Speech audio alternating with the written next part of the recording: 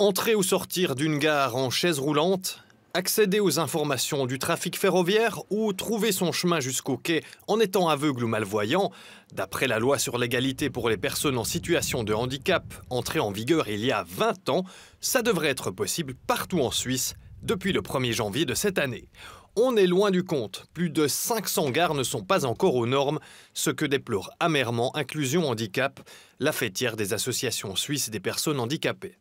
C'est une situation qui est frustrante pour les personnes en situation de handicap. Ce qu'on constate, c'est que le législateur a prévu ce délai de 20 ans et que les acteurs compétents ont raté le coche, c'est-à-dire qu'ils n'ont pas agi assez rapidement, au fait, durant ce délai pour mettre en œuvre, pour adapter, au fait, les infrastructures de façon autonome. L'échec est global. Par chez nous, les CJ et les BLS n'ont pas réussi à s'adapter à temps. La principale compagnie ferroviaire du pays est aussi loin d'avoir atteint l'objectif. Les CFF ont encore près de 300 gares à mettre aux normes. Alors tout d'abord, il y a eu des normes qui ont évolué, elles sont devenues plus strictes, ce qui fait qu'on avait beaucoup plus de gares à adapter que ce qui était prévu initialement. Ça, c'est la première chose.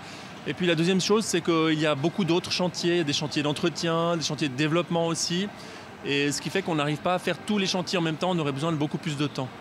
Pour pallier au manquement, les CFF ont mis en place des solutions de rechange. Alors nous avons le call center handicap qui fonctionne déjà depuis de nombreuses années et qui fournit une aide gratuite aux personnes handicapées. Et puis à partir de cette année, on a un service de bus navette. Si par exemple les personnes handicapées voyagent dans des gares où il y a des escaliers, eh bien, on organise un service de bus navette qui peut les transporter depuis une gare adaptée jusqu'à leur lieu de destination.